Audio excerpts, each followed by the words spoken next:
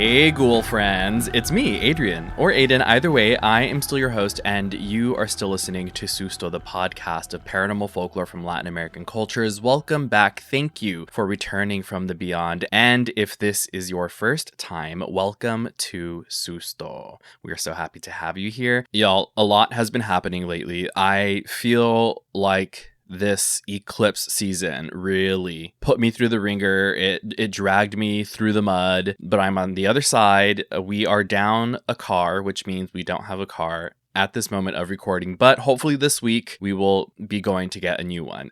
Listen, car troubles are so annoying. They're the worst. It is not fun at all. It's so expensive for whatever reason. And we had always, I'm just going to give you a really quick personal look into my life, but Jeff and I planned, this was always the plan, was to get a new car. However, the plan is happening a lot faster than we anticipated. So it's sooner than we wanted it to be, but this is what we wanted. Eclipse season was just like, I'm going to go ahead and rush that along for you. Don't you worry about it. I'm going to make the decision for you. You have no choice but to go through with this. So thank you, I guess. I don't know. Anyway, I hope your eclipse season was not as rough as that, or if it was, I hope that you've made it to the other side with me as well. But you know what? I'm here. And so are you, and that's all that matters. So thank you for being here. We're going to go ahead and jump into quick updates for the show. So, of course, upcoming events. We have an addition, but a couple reminders. First off, we have Hollow Weird at the Ruiz branch of the Austin Public Library. This is a free adults-only event that's happening on October 10th from 6 to 9 p.m. I'm kicking off the event with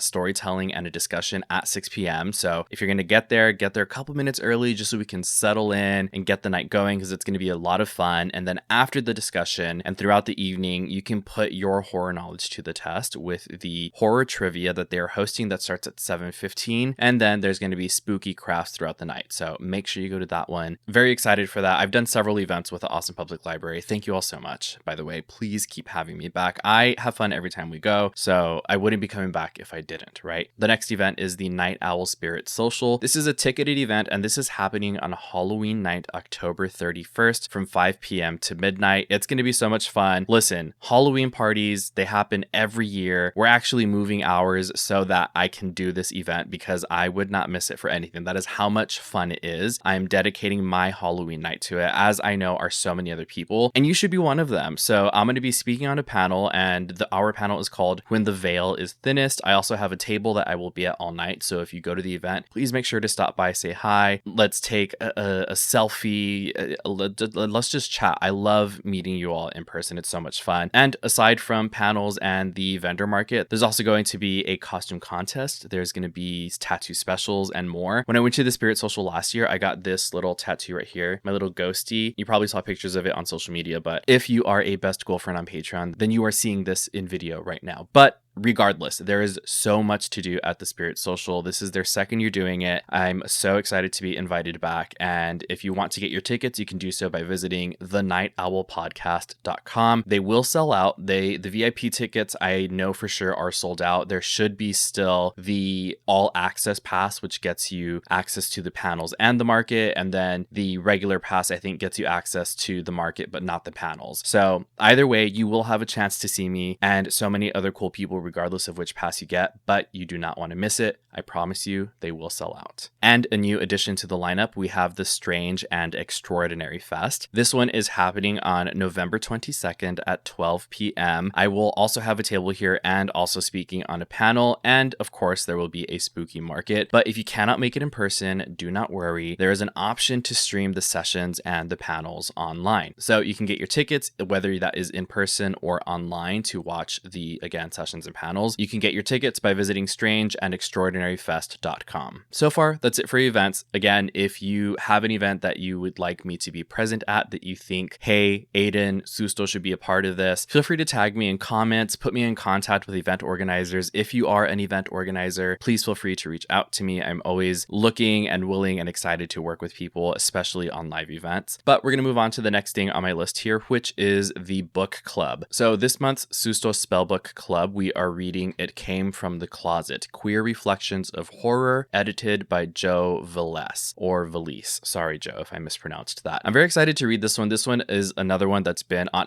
I'm not going to lie, listen, the Susto Spellbook Club is actually just a scheme. It's a scheme to get me to read through my TBR pile. It just so happens that other people have a lot of, if not the same titles on their own pile. So again, they're all going to be on my TBR pile, but this one, you know, I've seen it in the wild several times, and each time I look at it and I think, should I get this? Should I not? Maybe not. And then I just put it on my list. You know, I write it down and I say, I will read this one day. Well, October is that day. Again, for the month of October, we will be reading It Came From the Closet, Queer Reflections on Horror, edited by Joe. One more time, I'm just going to say Joe V, out of respect. I don't want to butcher that. As always, the book club is free for anyone to join. However, Patreon subscribers do get to vote on what we read, and they have exclusive access to the book club's Discord chat. So that's always fun to join in on. And before we get into today's episode, we are going to take a look at one last thing, and that is a Spotify comment. This comment is from JT on the Demons episode featuring one of my best school friends, Alejandra Sanchez. And JT said, "This is the validation and confirmation I needed to hear right now. Spiritual warfare is real. Thank you both for having this important plática. It's appreciated more than you know." JT,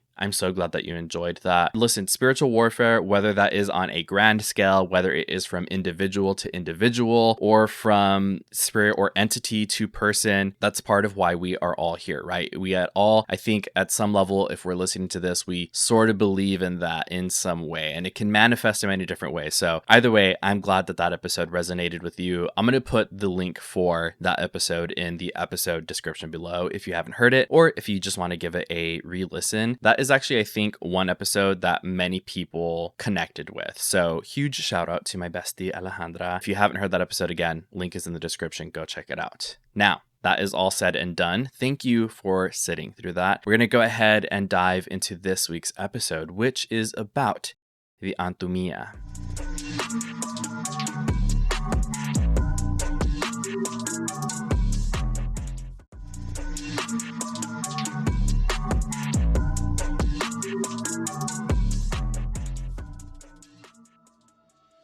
Our story begins not in the forest, but in a gray government office in Panama City.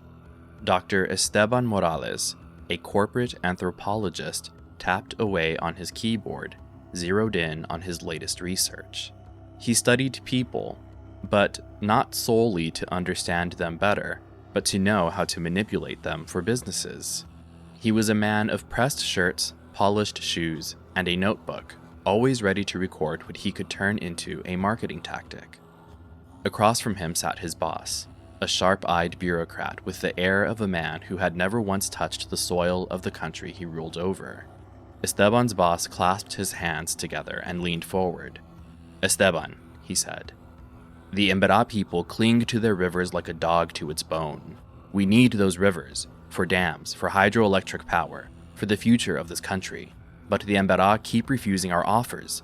They reject money, they reject further relocation, they insist the water is theirs. What we need is an understanding of who they really are, the kind of understanding that lets us pull them away from the water, convincing them it's what's best for them." He leaned forward. "Find out why they refuse. Find out what stories they tell themselves about the water, and then tell me how to break them away from it."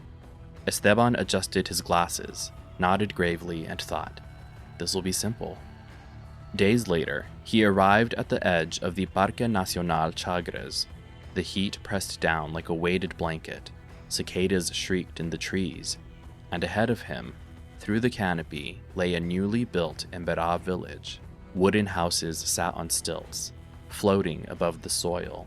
Smoke curling gently from cook fires, children splashing in the shallows of the river. To Esteban, it was a curiosity. To the Emberá, it was a testament to their survival. They had already lost so much of their land and been pushed to this new place in the Chagres River watershed. They didn't know if they could be pushed from another home. The people greeted him politely, though with caution, and then the man he had been told about emerged, the Ayden, the spiritual leader of the community. His name was Erito. His hair was streaked with gray.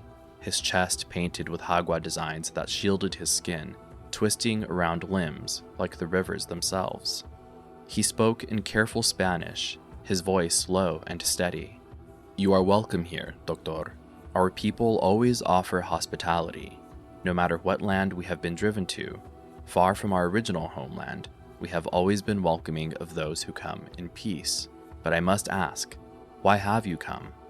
Although we open our arms to visitors, we are wary." Esteban smiled, bowed his head respectfully, and lied. "I came only to learn, to observe your traditions, to share with the world the beauty of your culture." Erito studied him for a long moment, then nodded once. "Then listen carefully," the Haibana said. "For the Emberá, water is not just water, it is life. It is the root of everything. We believe the world began with a giant tree. When that tree fell, its vines spread across the earth, and from them poured rivers. The waterfalls," he gestured toward the sound of the rushing water upriver, "are where this world and the next touch, where the veil is thin, where spirits move between." Esteban wrote furiously in his notebook: mythology, primitive belief system, obstacles to progress. Out loud, he said, "Fascinating. I would like to learn more about your relationship with water." Erito's eyes darkened. "Some knowledge is not for outsiders. Some ceremonies are dangerous if done incorrectly or without respect." The air between them thickened. Esteban pushed further. "Please, let me tell the world about how important water is to you so that they can understand your culture, so that maybe they will give it the respect it deserves." The Haibana stared back grimly. "There are spirits in the waters, spirits that are dangerous to humans, and can only be contained by a Haibana who knows how to tame them. Your misguided curiosity with water will summon an Antumía, an evil spirit from the other side of the veil." Esteban stared back and held back a laugh. "I'm not afraid of spirits. I want to know these stories so that we can tell them to everyone." In the back of his mind, he thought about how he could use this fear of spirits against the Emberá people to scare them away from their land. This could be exactly what his boss was wanting. The Haibana only stared back, his once polite smile turning gruff. At last, the Haibana said, "You may eat with us. You may sleep here tonight. But in the morning, you must leave." That night, Esteban sat by the fire, listening to stories sung by the elders, songs about jaguars, about the spirits of the forest, about the rivers that fed the land. He nodded and smiled politely, pretending reverence, while in his mind he imagined his report and how pleased his boss would be. But when the fire burned low, he saw Erito rise quietly and slip away into the darkness, heading toward the river. Naturally, Esteban followed. The path curled through the forest, its roots grabbing at the toes of Esteban's boots, shadows shifting in the moonlight. The hum of insects that had filled the air at dinner grew quieter, as though the jungle itself was holding its breath. He followed the sound of rushing water until he reached a clearing. There, under the silver light of the moon, stood a narrow waterfall. It was not tall, nor grand, but alive with an ethereal shimmer. Mist clung to the rocks, and the air was so cool it prickled against his skin. On the riverbank, Erito knelt, his body bent forward, his painted hands raised in prayer. His lips moved in low chants, his words weaving with the sound of the falling water. And then, something shifted. The night halted. No frogs, no crickets, not even the rustle of leaves in the wind. The surface of the pool below the falls rippled, though no stone had been thrown. Esteban couldn't believe it, but the water parted, and from behind the misty white veil of the waterfall, a shape emerged. At first, Esteban thought it might be a person, tall, slender, hair black as riverweed hanging down in heavy strands. But then he saw the face. It was not human. Its eyes glowed faintly, reflecting the moon like an animal in the dark. Its skin was too pale, stretched too tight, and from its mouth came a sound. A low, guttural quack. Like a duck, but twisted, deep and sinister. The Antumía. The creature stepped slowly onto the riverbank, water streaming from its body in sheets. It tilted its head, watching Erito with something like inquisitiveness. The Ayden did not flinch. He held his palms upward, whispering words so soft that Esteban could not catch them. The Antumía leaned closer, its mouth opening, rows of teeth flashing like wet stone. It lowered its face to Erito's hand, as if about to bite. Esteban, breathless with awe, stepped closer to see, and in doing so, his boot slid into the river. Just the slightest touch of water, but that was enough. The Antumía froze. Its head snapped around and its eyes locked on Esteban. The sound it made this time was no low quack. It was a screech, high and piercing, rattling through his bones. The thing plunged back into the river, and in an instant it was racing toward him. Its movement impossibly fast, a dark shadow pulled by a current. Erito's voice thundered across the water. "No! Fool, I warned you! I haven't finished the ceremony!" But it was too late. The Antumía surged from the water, its dripping claws latching around Esteban's legs. The strength was unreal. He was yanked from the bank, thrown into the cold. He screamed, thrashing, grasping for air. The river swallowed every cry. The current pulled him toward the falls. Erito's voice was still shouting, desperate and furious. "You are doomed. Your presence summoned the Antumía, and there is no escape now. I can no longer control it. Try to make peace with the water before you are taken to the other side. Let it cleanse your soul." Esteban couldn't think. He couldn't hear the pleas Erito shouted at him. He clawed at the water, but the Antumía's grip was unbreakable. The roar of the waterfall grew louder, closer, until the world was nothing but the sound of water rushing, until finally he was pulled through. On the other side, there was no river, no light, no sound of the forest, only darkness, endless and suffocating. All he heard was screaming, not from his own throat, but surrounding him. Countless, agonized voices that had been dragged there before him, and all he could feel was emptiness, the weight of eternity pressing down.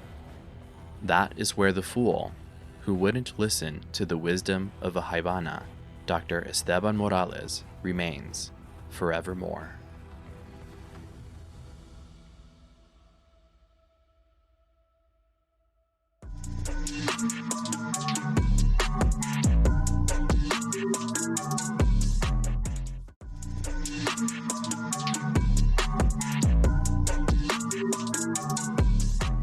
Welcome back, Wolf friends. Thank you so much for listening to that story. I hope you enjoyed it as much as we enjoyed putting it together. The first source that we're going to jump into here, and a reminder, as always, all the direct links to these sources will be on Patreon in the Susto Google Docs page for this. But the first one, again, is from a website called pueblosoriginarios.com, and the entry on this page is called Antumía, Madre del Agua, or Mother of Water. So that is one of the things that they call the Antumía. It's known as either the Madre de Agua, but the Antumía can present itself in masculine or feminine forms, or even in child forms. But this is a really short entry just giving an overview. And again, a lot of these sources are translated from Spanish to English, so if it sounds a little off, the translation was a bit off. Either way, this says the Antumía is closely associated with water. They can be either, again, feminine or masculine. They are an evil high, or an essence or spirit that emerges from the water and carries off men to drown and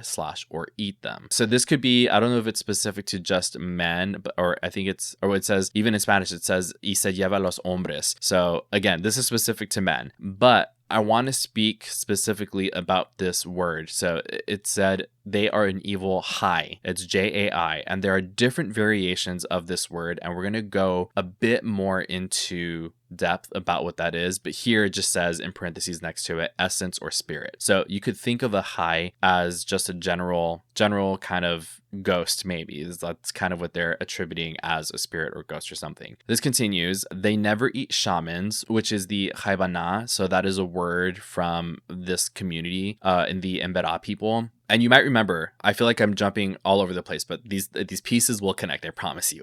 The Emberá are people that are mentioned in the Darien Gap episode. So this is in Panama. And again, the Emberá, they were said to live in certain parts either through the Darien Gap or the Darien Gap or towards like the exits or the entrances of them. They live kind of in that area. And so the idea of them came up, and then the idea of this one creature also came up in the research for that story. But this continues that the Antumía, they do not eat the shamans or the Haibanas. They actually work with them. And this says that under the command of a Haibana or a shaman, they may carry out evil deeds or quote evil deeds. But in this part of this entry, it says under their command, they eat only the fingertips, noses, earlobes, and lips. So when and if the Antumía attack people, or if they're sent to attack, they'll eat random body parts, which is very strange. It's specifically these, like they don't eat the whole person, just they restrain themselves, they're watching their figures, they don't want to eat the whole person, just like the little pieces, right? It says it lives underwater, the Antumía lives underwater, only seen by the Haibana. Again,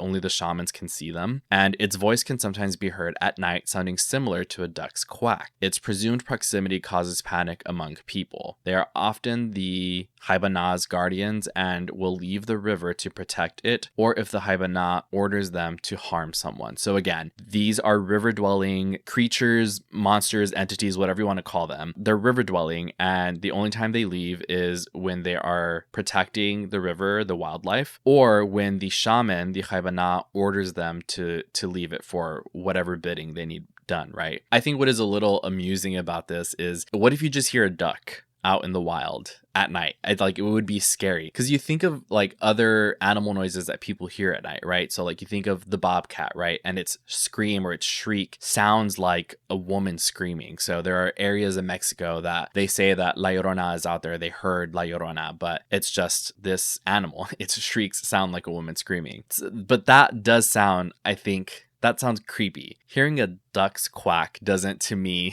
sound scary, but it's kind of funny to think of a group of people, let's say they're, up at night out in the wild, and they hear a duck quacking, and then they all freak out. I don't know, ducks are cute to me, so it's kind of funny to me to make that connection. But either way, this says that its appearance can be that of a large snake, a wild boar, or a hairy black man with a slothful face, is what this says. There is a drawing here, and I'll put this in the post for the episode, of like a depiction of an Antumía. But this idea of the serpent does come up later, I think in relation to the Hai or the He. Again, there's variations of the spelling, and we're going to talk about that. The next source that we have, this is actually from a dissertation, and the title of this dissertation is Transformations of Eternity of Man and Cosmos in Emberá Thought. And this was written, I think it says in 1993. Yeah, in 1993 at the University of Göteborg, which is, I think it was somewhere in Europe. But anyway, written by a Sven Erik Isaacson. If you all go to this, and again, you can just search, this is available online. So if you just search Transformations of Eternity by Sven Erik with just a K, Isaacson, this should come up. It is a 400-page dissertation, but the direct link, again, is in the SUSO Google Doc. If you go to page 59, there's this section titled Reptiles and Riverine Monsters, and I want to read through this with you all. It's a bit lengthy, but I think it's all very interesting. So this says, the native conception of the river as a transformable being, which through its multiple manifestations and variable guises threatens or exerts an ominous influence on the lives and actions of human beings in its vicinity, is vividly described in myth. So essentially, what all of that said, or my interpretation of what that said, is that the way that the people in this area perceive the river, it impacts how they live their lives because of the myth or the folklore surrounding it, right? That's a very, I think, watered down, very simple, basic interpretation of what what that said. This continues, a variety of beings, either friendly or fatal to man, reside in the river, and the shaman is the only one who can cope with them through his knowledge and ability to communicate with the spirit world. So again, this is talking about the Haibana. Again, the shamans are the only ones who are said who can see these creatures and work with them. This continues, in any Choco river, the fisherman or the canoeist promptly points out the dangerous spots in the river, which, by tradition, should be avoided when fishing or bathing, or altogether during the critical hours of the day and night, and during transitional periods of the life cycle when humans are exposed to the anger of the water beings. So there are spots in these rivers where people know, stay away from that, don't go there. That is where trouble is. This continues, the myths relate the fate of humans of the past, of ancestors who were subjected to the wrath of the river as a consequence of their inappropriate behavior or the disobedience of given rules. So it's also, what I'm picking up from this is that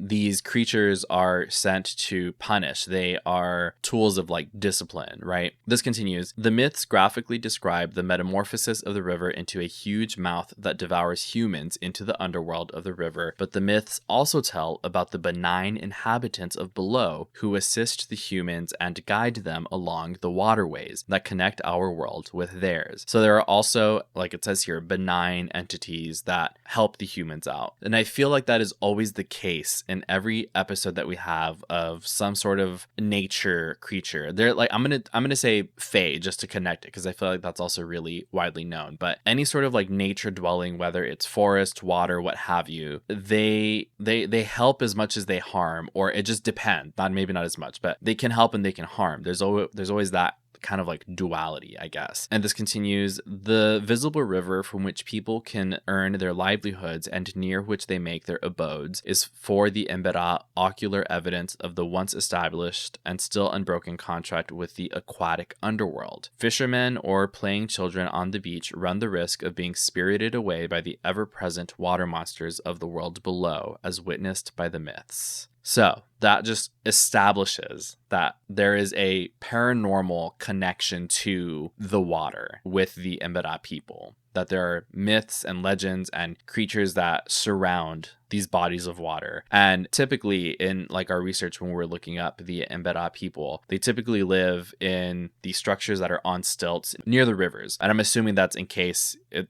rains, and if the river rises or it floods, that then their houses are on stilts, because it's had like between 6 to 10 feet off of the ground. So it's interesting that there's all these myths and there's this, danger associated with these bodies of water, but that's just how they live, because again, like water is also life, and it's integral to their lives and how they live. But anyway, this continues. The riverine underworld is not only the abode of the human-like beings and mythic relatives of the Emberá of this world. Among the numerous mythical monsters and beasts that haunt man from the imaginary world in the depths of the rivers, 3 main categories of beings stand out. The most important of these, and one of the most dreaded, is the Antumía. And there's different spellings of the word. So the one that we're using for the title of the episode is Antumía, which is with the U, Antumía. And then in this dissertation, it's Antumía. It's Antumía.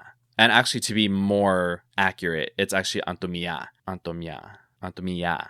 The accent is on the A here, and the accent is on the I on the version that we used. But this says that it's generally described as master or mother of the water, again, madre del agua, either with male or female attributes, but sometimes appearing as a pair. So they're coupled up sometimes. Interesting. It says Antumía usually has anthropomorphic features, often appears as a child, but its face and abundant hair are said to resemble those of the sloth, especially when it is seen streaming through the water. So there's this idea that this creature can appear in several formats, I'll say, or several versions. It'll manifest in different ways, but this sloth kind of face is pretty consistent. It says it is the principal assistant of the shaman, but can at the same time be his deadly enemy if directed by another hostile shaman. So shamans can work with Antumías, and they can direct the Antumía to attack another shaman, or anybody else for that matter. But if another shaman is hostile or pissed off for whatever reason at somebody else, they can just sick it on them, essentially. This continues, any person who dares to remain on the beach of the river when the shaman is communicating with the Antumía runs the risk of being devoured as the master rises through its cosmic aquatic opening. So that is essentially what the story that we put together is about, is that this person intruding on that communication, on that whatever is happening between the shaman and the Antumía, or the Haibana and the Antumía. When someone interrupts that, it's grounds for being devoured, basically. And this says, there is a great variety of Antumías, and their own master is said to be an underwater being called Dohura. So now there is sort of this, maybe not class, but this hierarchy system of these things. So there's the Antumías, which are these, again, sloth-faced creatures that can work with or for Haivanas or shamans. But there is a master of the Antumías called the Dohura, which we did not get into in this story. We're just talking about one specific Antumía, right? And this says, the myth about Ventura's travels to the underworld, recorded by Prado and Paudo, opens with an episode in which Ventura, who has insulted the vindictive Cosasa, is dragged into the river by the Antumía of Cosasa. But in a furious underwater battle, the hero is rescued by the Antumía of another, more powerful shaman. So this seems like the adventures of Ventura are in, I'm thinking this is a book called Baudo, Baudo. This is so strange. When I look this up, Baudo 1984, I'm not getting anything. I'm getting like random results on Google that don't have anything to do with this. So, hey, I want to look into that more for you, but I am not finding anything. So if anybody out there knows anything about that, please let me know, because that's so strange that nothing is coming up. Anyway, but it's a story about this character who has a battle with an Antumía, but he's saved by a different one. So again, it comes down to the individual that is working with or is in control of the Antumía to decide whether they're going to do harm or help, right? It says, Antumía is said to live in the depths of the rivers, particularly in spots characterized by abysmal mud or quicksand, and its house is to be found where a strong current has hollowed out deep holes in the riverbed. Such a characteristic place is described from among the Emberá of the upper Sinu River basin. And this person goes on to just describe how an Antumía's home, so to speak, is formed in the riverbeds. It's just kind of hollowed out hole with mud, and it looks like there's no bottom to it. And this continues as well. A historical reference stressing the awe that the Emberá hold for Antumía is found in a letter from 1808 addressed to the Spanish colonial authorities, in which the native leaders of the village of Quidbo expressed their respect for Antumía, quote, whom we fear so much that it would be impossible for us to express it. Another kind of ominous aquatic beast is referred to as nusi or nunsi, which is usually described as a gigantic fish that lives in deep caves in the rivers from which it threatens to devour bathers. So we're moving on from the Antumía. I wanted to do this because it's interesting that, again, there's so many myths that surround the waterways or the river specifically with the Emberá people. So I thought it would be interesting to cover them. And I think this is where we're going to reference that high creature that we talked about earlier. But this says the Nusi, right? It says the monster shows itself by night with its eyes burning like fires. According to the Emberá of northwestern Antioquia, the soul of a dead shaman or a dead Haibana, one and the same, changes into a Nusi animal. The Emberá of the upper Baudo also mention a kind of Nusi they call doimama or water jaguar. Again, these names, they can have different meanings, even within the same community. So some of them say that the Nusi is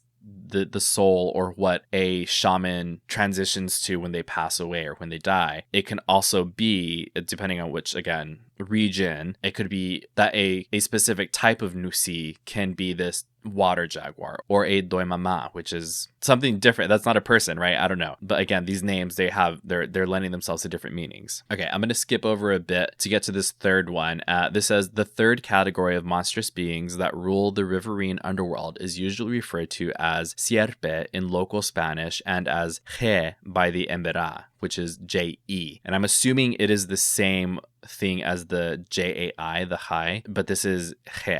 Hi, he. I mean, they seem close enough in spelling that they could be the same thing. And that's what I'm assuming, but again, I could be incorrect. But this says, while the related term hepa refers to the boa constrictor of the Choco ophidian fauna, the mythological he is usually described as a giant snake that roams the aquatic underworld. I feel like I'm saying that wrong. Aquatic? Is it aquatic? Aquatic. I'm quacking.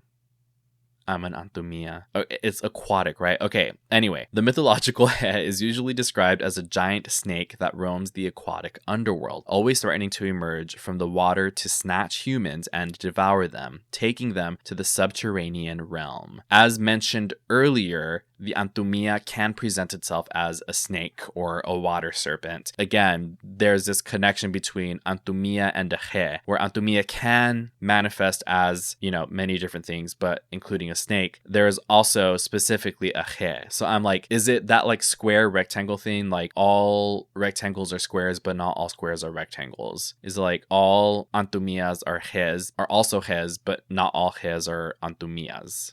And if you followed that, please let me know, because I know that made sense. This is the one time I'm sure about it. Watch it not be. Watch it be I'm wrong. But anyway, so the he is this sea or this river serpent that can drown people and take them. This says subterranean realm. When I hear that word, realm, I think of another dimension, another side of the veil, like not this reality, right? I'm not sure. This continues, the Emberá of northwestern Antioquia say that the giant he is able to locate its victims 10 kilometers away. From deep in the river, he gives rise to whirlpools which drag people as well as canoes down into its big mouth. So this could be the quote explanation for what this creature actually is. And I was thinking that earlier because it talks about how the Antumía can like open its mouth big, or it opens like a waterway to swallow people, to bring them in, but only the shamans can see them. So if humans see someone dragged into the water and they don't see anything else, they just see the water moving, I was thinking, what if it's just whirlpools? And this is what they're using to explain that, right? But this continues, he is intimately associated with water and water supply, and the myths testify to its inherent nature as identical with water itself. Okay, y'all are gonna have to follow me here because I read this earlier, and this is very square, rectangle, square, but not really. It's just, okay, here, check this out. It says, the he snake makes the river grow and flow over. In a mythological account taken down by Pinto in 1978, among the Chami, a small striped worm is said to be placed in a small gourd where it grows rapidly at the same time as the gourd is filled with water. Finally, the worm is transformed into an enormous he in a huge lake. Another myth, okay, so before we move on, some people will think that if it's a he, this worm, if you put it in water, the worm will grow to the size of the body of water that it's in, or to like an appropriate size to fill up, a big space. And then this continues. Another myth, also recorded by Pinto in 1978, tells about Suranave, which devours everyone who comes near it. At last, 4 twins kill the monster with their lances and it vanishes. Upon the spot of its death and disappearance, a huge lake is formed. So it's saying when they kill this thing, this he, if it's big and they slay it, it turns into a big body of water because it's that big. But if it was a small one and they killed it, it'd be just like a tiny puddle, I'm assuming, right? Anyway, this says, Vasco, who characterizes he as the master of the water, also calls attention to this obvious connection between he and the making and existence of water. However, the water might also disappear when the he being associated with it in myth is destroyed through the magic action of the shaman. So if it's destroyed spiritually, so if it's not physically killed, but if it's spiritually, like we'll use the word exorcised from the land or from this place, then there's nothing left. There's not even water left. The water is gone. So if you put the worm into, follow me here, if you put a worm that is actually a he into a small river, it becomes the giant river. If it's killed physically, it turns back into the river. If it's dealt with by a shaman, if it's killed spiritually or exorcised, again, that's the word I'm using here, then there is no water anymore. It's just gone. Anyway, let me know if you followed that. I think it's a very interesting take of how this thing is, like the states of being that it can exist or not exist when it's killed. Anyway, this says, Nordenskjöld reproduces an account of the drained lagoon at the Docampado River, which once had been filled with water and was the abode of a giant snake. He, Now this is spelled with H-E, until the snake was expelled to the underworld by a shaman, upon which the lagoon was emptied. This is written by Wasson in 1933. And then this says, in most variants of the myth of Herupotawara, the underworld water monster is described as a giant he snake. Herupotawara, which is a character in another story, blows his magic flute to make he appear in the river. The dramatic encounter with the zoomorphic water is vividly narrated in a version recorded by Cain among the Emberá in Panama. Quote, the water was threatening. They say the river was rising, when in that to the top. They say the he comes leaving with eyes too big, comes to the top, when in that they say he took him below. They say no one was left. It took him. They say the water remained smooth. And that's an excerpt from that story. And then I'm going to skip ahead to the end of this entry. And this says, the mythological monsters which roam the riverine world, despite their common habitat and generally aggressive attitude towards humans, are essentially different in nature from each other. Apart from the obvious medley of appearances and physical peculiarities that distinguish one from the other. Judging from mythical accounts, there is one main faculty that distinguishes the he snake monster from the beastly rest. The he, intimately connected to the water itself, which is associated with the riverine nature and aquatic configuration as a living being. He not only lives in the water of the river, but it has the faculty to control and even make water. What is more, he is able to metamorphose itself into plain water and, correspondingly, to make the river assume a snake-like nature and body as well. In the mythological state of things, the streaming water of the meandering river changes into a wriggling giant snake, and the turbulent water becomes its wide open mouth, ready to swallow humans standing on the edge of the river mouth, after which, quote, the water remains smooth, as if nothing happened, right? This finishes, the river becomes he because he is the river, the same river which once emanated from the Orphidian roots of the cut henene tree, and the same river that man reproduces in his face. So there is a large, very, very, very big system of myth and folklore that these people talk about, or that the Emberá people talk about, and it's essentially like part of their creation stories. So what this ended with, the henene, and I think we're going to talk about that in an upcoming source, that is basically like their creation story. It is the tree of life, or that idea or that concept of the tree of life, where essentially, and I'm probably going to go over this again, but there was this giant tree that was cut down, and when it fell, and I think this came up earlier too, the vines that spread across the earth, those vines turned into water and became rivers. So the idea of water being mythical and mystical, it goes all the way back to their creation stories, and it truly is everything. Like, it's connected to everything because everything is connected to it, and in some cases some things are it, like the he. And I went so heavy on the he. I really enjoyed using this source because, again, I think it's one of those things where the Antumía can be a he, but not every he is an Antumía. Okay.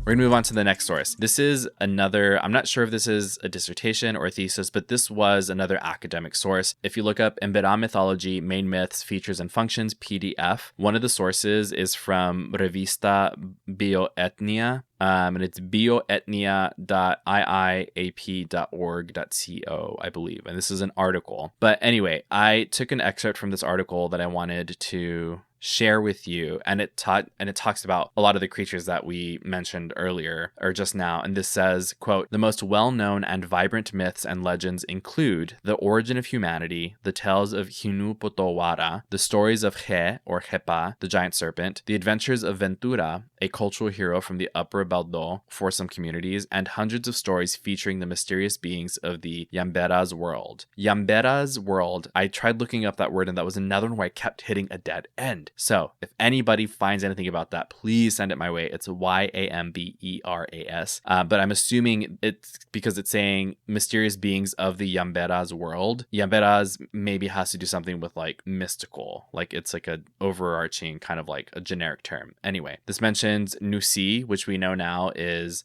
what a shaman transitions to when they pass away, or what they can turn into. And then this continues Aribada, Guangano, Mothers of Water, or Madre de Agua, or Antumía, and Hais Gachiruas among the main ones. So those are all different names for all these different stories or beings from these stories from Emberá mythology. And then this continues, these are governed by Antumía or Antumía, who is said to live with Antumía Wera, a being even more powerful than him. So this right here, I think what it's saying is that all of these creatures fall under the umbrella of Antumía, which is why I'm thinking when I was saying earlier, an Antumía can be a hez, because a he, again, like we mentioned just now too, it falls under that umbrella, but an Antumía is a general term. And this also reminds me, this idea of a general term or a general like entity that works or the shamans can work with, it reminds me, correct me if I'm wrong, but the Wekufe episode, and I'll put a link for that one in the description below as well. But when we talked about the Wekufes, they were said to be like a general kind of term that shamans or people who practiced, I'm going to use the very general and probably inaccurate term witchcraft or even brujeria, that they can work with the Wekufes. But it's a general term for an evil entity or a dark entity. But anyway, this continues, with the influence of Christianity, Antumía has been cast as the devil or lord of evil. However, in ancestral legends, Antumía is neither good nor evil. He simply presides over both. The Haibana, or the shaman, must ally with him to gain chais for their healing and magical work. If he were truly evil, he wouldn't grant them power to heal. It is humans who choose between good and evil, not Antumía, which I think is one of the tenets of Susto, right? One of the beliefs of Susto is that there's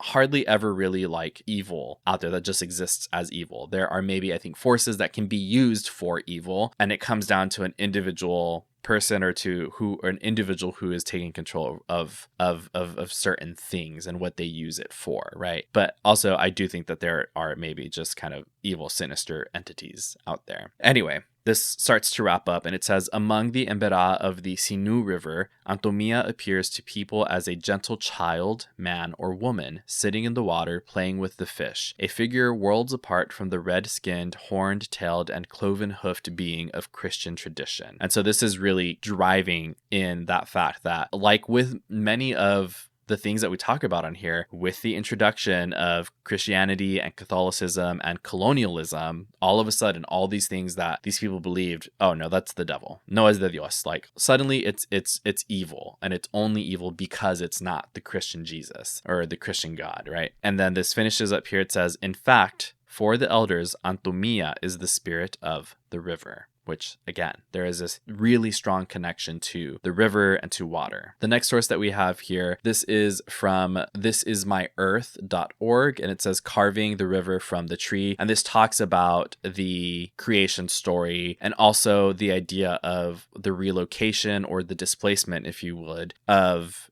the Emberá people. And this is an entry called Carving the River from the Tree. And this says, one day the god Garabi decided that he wanted to find water so that he and his family could wash and drink. The water was hidden in a rock by a woman named Gonga, and she refused to give Garabi the water. He tricked her and learned to make the key she used to extract the water from the rock. He then turned her into an ant. However, before being transformed, Gonga had swallowed the entire river, and so the water was no more. Yet, Garabi did not give up. He recruited his family, the monkey, the squirrel, the otter, and the fox, and they all worked together to get water out of the ancient tree Henene. Before felling the tree, or before cutting it down, they all climbed on a raft so as they would not drown when the water flooded the forest. And after 15 days on the raft, they finally arrived on dry land. Ever since, the rivers, the forest, and the animals have been living in harmony. Garabi is the god of the Emberá Chami people, a riverine hunter-gatherer group who reside in Panama and Colombia. Traditionally, many indigenous groups do not believe that land can be owned, and so they are taken aback when they find their home invaded by outsiders with machines used to cut down the forest. So I don't want to glaze over that story. So essentially, again, there was a quest for water, and there was water in this tree, and so the tree was felled. Or whenever I hear the word felled, I think it was cut down, it was taken down, right? And when it fell, the vines that hit the ground, that's what became the water, and it flooded the earth. And so they had to spend, of course, it says here, the 15 days on the raft until there was finally dry land available. So just wanted to make sure that we all got the creation story for the water. This continues about the land and how the Emberá people view land. It says, and so, despite the great efforts of their god to ensure access to the rivers and the forests, they must once again fight to find a home alongside the monkey, the squirrel, the otter, and the fox. Quote, it is a game of musical chairs, says Drea Burbank, co-founder of the B Corps Savimbo, which seeks to help the Emberá Chami. They keep getting displaced due to economic colonialism. Companies keep purchasing their land, and they are unaware until one morning someone appears and begins chopping trees. Currently, some members of the Emberá Chami, a very traditional deep jungle group, have been resorted to living in barracks in prison-like conditions. So I think this is really important to talk about because this is emphasizing, this was published, this says June 10th. It doesn't give me a year, but this is a modern site, right? And it's talking about things that are happening recently. It's talking about machinery used to cut down trees. So this is modern day, and this is colonialism. Colonialism is still very real, and it's happening all over the world. And this is just one example of it. I just want to make sure we all understand that that is what this is, or this is what that is. I don't know, whichever way, square to rectangle. This says 3 generations are now involved in the process of finding a new location in the jungle to call home. And Abuelo, the elder shaman, is determined to succeed soon. He wants to die in the woods, teaching his children about their traditional ways, like his ancestors before him. This continues, Abuelo found an area of pristine deep forest at Badaquera within the Putumayo Amazon, which could be a wonderful location for the group to live and to continue pursuing its traditional ways of life. But for that to happen, they need money. Quote, they do not like charities. It creates dependency, Burbank explains. In their eyes, the land was stolen from them, and they do not want to accept it back as a gift. They want it to be their legal home and respect it as such. To help fund the purchase of the land, they have raised some money by selling handmade traditional jewelry, hosting eco-tourists, and working to track jaguars for Savimbo. Once the land is theirs again, the Emberá Chami can provide a priceless service for us all, conserving the forest and its biodiversity and acting as a barrier to block access to the rest of the pristine mountain that borders the area to be purchased. This is something I thought was very interesting that I wanted all of us to hear, because I didn't really know this. Like, I didn't know the numbers of this, but this says, no one protects the wilderness as well as the indigenous people that have inhabited it since time immemorial. Indigenous peoples make up about 6% of the world's population, but they conserve roughly 80% of all biodiversity. That is a staggering statistic. I'm going to say it again. Indigenous people make up about 6% of the world's population, but they conserve roughly 80% of all biodiversity in the world. And this says, this statistic may be hard to believe, but it is acknowledged by the United Nations World Wildlife Fund and some governments. In Australia, for example, there is a growing trend of handing control of parks to Aboriginal groups. The traditional ways of life that have developed in harmony with the surroundings, as well as generational knowledge and language to describe the land and understand its dynamics, all make stewardship by such groups the best option for conservation, far better than leaving the land free from human intervention. Once purchased, Badaquera will be protected under a special Colombian legal structure that treats the land as a legal subject and the Emberá Chami as its guardians, because it is pristine primary forest at the border of the tropical Andean biodiversity hotspot. The conservation effect of saving this land will extend far beyond its technical perimeter. So essentially, and this is a belief that I have always held close, is land back, because who better to maintain this land than the people that had maintained it for generations upon generations? What are we doing? Stealing land from people and then fucking it up for all of us. What? Make it make sense. We're going to move on to the next one before I start screaming at you all. This is an entry in a SmithsonianMagazine.com page, and this says, Experience Panama's ancestral indigenous cultures. Learn about this Central American country's ancestral indigenous culture and take in their spiritual connection to nature. But there's a section in here about the Emberá, and this says, to the Emberá people, rivers are an integral part of their lifestyle and cosmogenic beliefs. Most Emberá villages are located in the Darien province. As I mentioned earlier, this is how we found out about the Emberá peoples when we did the episode in the Darien Gap, and the link will be, of course, in the description below. It says, with a few villages not far from Panama City, a boat ride on the Chagres River can take visitors directly to villages located at the water's edge. The region known as the Chagres watershed Emberá region is home to an incredibly dense and biodiverse rainforest that nurtures many in Panama, and in particular in Panama City, with fresh drinking water. In addition, this freshwater source is a key supplier of water for the nearby Panama Canal, and the Emberá are guardians and stewards of this critical natural resource for all. While visiting, travelers can learn the Emberá's stories and ancestral connection to the surrounding rivers and rainforest land. Among the foundations of their natural and spiritual ideologies, the Emberá believe that water, even that which we drink and use today, comes from a great tree that once fell in the distant past, and that is the Genene story, or the creation story. And from its vines, rivers were ultimately formed. This worldview permeates their belief system and is evident in the ways in which the Emberá strive to protect their natural land. The Emberá's relation to water is also marked by the spirit of Antumía, an evil spirit that lives in the water, only visible to the shamans or jaibanas today. So this now, Smithsonian, hey, sorry, hate to be this ghoul and tell you all, but that might be a typo or inaccurate. The Antumía is not an evil spirit. I don't think it's fair to call it an evil spirit. I think it is a spirit that can be used for evil. However, it is a spirit, as we've heard from other stories, in which that guy was being attacked by an Antumía. Another Antumía saved him. They can also be used to help. So, I don't know, Smithsonian, hit me up if you need a folklorist contributor. What's the word I'm looking for? Never mind. You don't want me to work for you.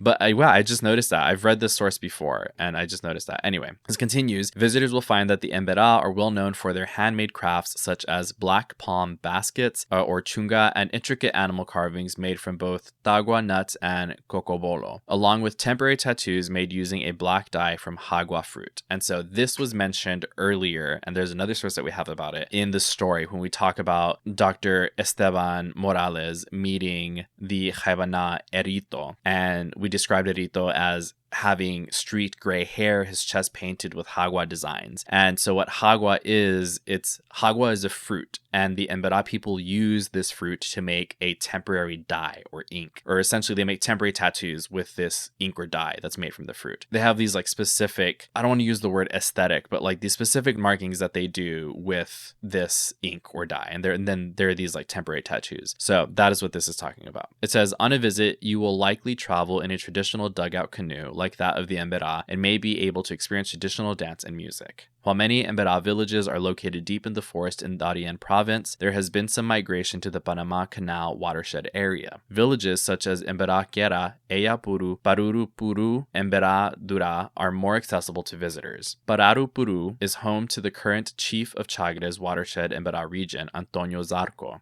the grandson of a legendary Emberá leader, Antonio Zarco, who once trained the Apollo 11 astronauts who would ultimately go to the moon. What? These connections are wild. This continues. As the leader of a jungle survival program, the elder Zarco trained many service members and others from the USA Air Force and NASA, including Neil Armstrong and John Glenn, in how to survive in foreign environments that would test their mental, physical, and spiritual resolve. And in doing so, this leader of the Emberá, among so many other indigenous peoples in Panama, have proven that the ideas of the past can guide us onto a better future. That's wild. I had no idea. This is amazing. So the indigenous Emberá people trained astronauts, Neil Armstrong, people that completely altered the course of science in the world, but also in like America, is because of indigenous people. The impact that indigenous people have in this world. Wow. That's, my mind is blown right now. That's amazing. That is so cool. I had no idea. Wow.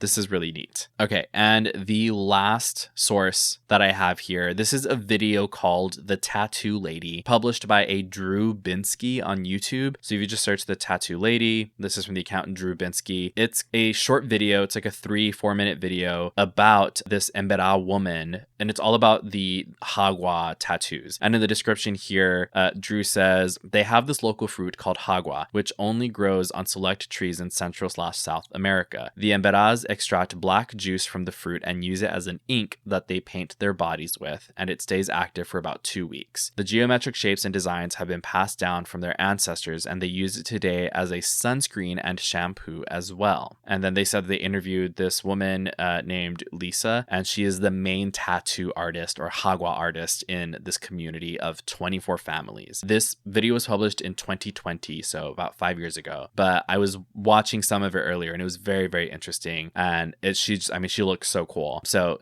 definitely check out that video. But as always, the direct link will be in the Susto Google Docs. And those are all the sources that I have for you today.